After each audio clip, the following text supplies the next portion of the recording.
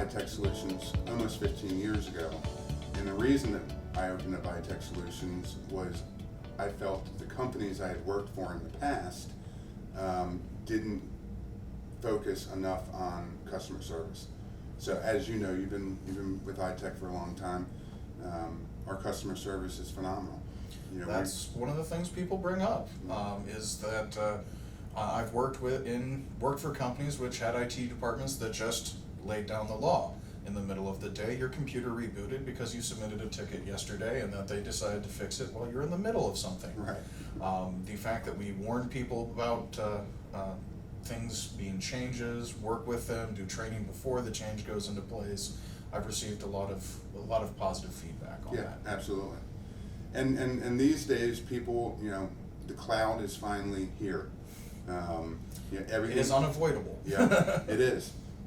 Everything is moved to subscription. You know, there's no more buying a license one time and you're Yep. done. It's monthly, and that's just the way it's going. When Chris Duncan and I first started the company almost 15 years ago, we said that within 5 years things would be moving to the cloud, and it took 15. But it's here. It's here, and it's here to stay. Everything is subscription now. We've definitely seen more and more of our clients moving to this decentralized office, smaller spaces, using the offices mostly as meeting places as opposed to places of work. As long as you were getting your work done and everything is submitted by your deadline, they didn't care if you were doing it from home or from the office. I've always joked with the clients that now that we have you in the cloud, you can go work from the beach. Right. And some of them are working to make that a reality. Yeah. Just don't forget about sand. It's bad for laptops. But yeah, the cloud is the future, and that's where all the major players are going. That's where they're pushing their services. That's where Microsoft is focusing their development with the changes in the Office product. With Microsoft Office 365, you're getting updates constantly. You had all the features that they were going to release in Office 2019 in early 2018 because they were testing them all out. They put them out there. All the users had access to them, and then they released Office 2019. So if you were to purchase Office 2019 now, in next year, Office 365 could possibly be different because of updates and other things, whereas you're now going to be behind the times with probably less than a year old piece of software. Yep, that's very true. And that brings up Skype for Business. Microsoft is very slowly retiring Skype for Business. They have actually announced the official end date is going to be in 2021. Okay. I believe July of 2021. And with our clients, because our clients tend to be smaller, a lot of them, they've already been forced to move to Teams. Yep. So Teams is what is taking over Skype for Business. And it was funny, I had a client ask me, so how dedicated to Teams is Microsoft? And I said, Teams is the future of Skype for Business. Skype for Business is going away 100%. And what they're doing with Teams and integrating it into the different Office applications, you will see options now if you go into the options menu to use Teams as your default chat program within Office. You're also linking it in for file collaboration and other things so that if you're working on something in Word and then you open up your Teams and you go to talk to somebody, what they want in the future is that you can just hit a button and there you are. Right. And you're shared with your coworkers, you're collaborating on the same documents. Right. And Yammer will go away. Nobody uses Yammer. Some people do. One of the things about when our clients move into the cloud is the security aspect. Yes.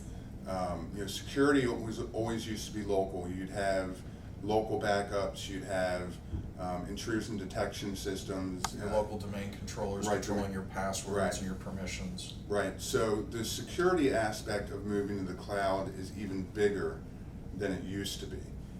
It is so important to make sure that you have at least 8 character passwords, uppercase, numbers, symbols. What iTech recommends is 16. It's a proven fact that if you have a 16 character strong password, it takes 3 to 6 months to break it. If you have an 8, it takes 3 to 6 weeks, and there's a big difference. That's a huge difference right there. And then if you have any compliance issues, you still need the IDSs and IPSs in place that AWS can provide, Azure can provide.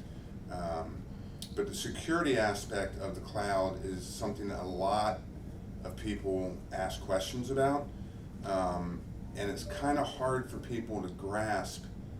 And it's becoming less and less as people become more familiar with the cloud and with some of the security features like multi-factor authentication. Yep. If you've ever done any banking online, you've had to use multi-factor authentication. Right. Whether they're sending it to your phone, to your email, you have the wonderful little key fobs, or maybe an app on your phone. But with steps forward like that, with multi-factor and the other security steps, now we are able to secure the cloud, if not as well, if not better than your home device, because Microsoft and Google and all these cloud providers are constantly monitoring their own security and having to improve and plug all the holes that do come up. Right, and that's what we do every day. Yeah, and we've talked a lot about Office 365, but we have several clients that are using G Suite from Google for their cloud presence because that was their preferred platform. A lot of people don't like Microsoft. A lot of people don't like Microsoft. A bunch of people don't like Google, and we're platform agnostic. We Right. we don't judge. That's true. They both have their pluses. They both have their minuses. We have what we prefer, but the bottom line is, we're here to make sure our clients are safe, secure, and are able to get their jobs done. And informed. That's the most important part. Yeah. And like when you're onboarding someone on Office 365, it's not just a technical conversation, it's a business conversation. Because if you don't understand their business, then you don't know which level of the licensing they need. And they don't know. Because they don't know what the differences between the different packages are. So and there are also so many different features available inside both Office 365 and G Suite that aren't Office, that aren't Word and Right. PowerPoint.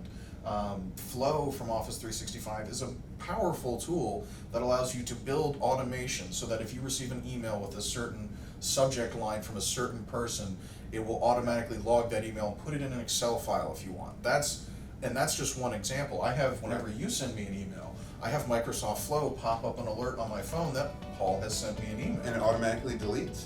Yeah, automatically deletes. Marks it as read, replies, gotcha.